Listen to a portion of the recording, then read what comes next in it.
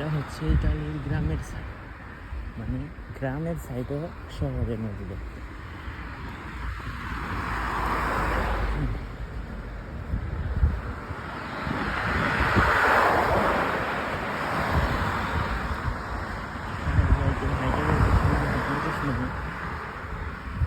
বাসে গেলে লাগতো 20 মিনিটের মতো।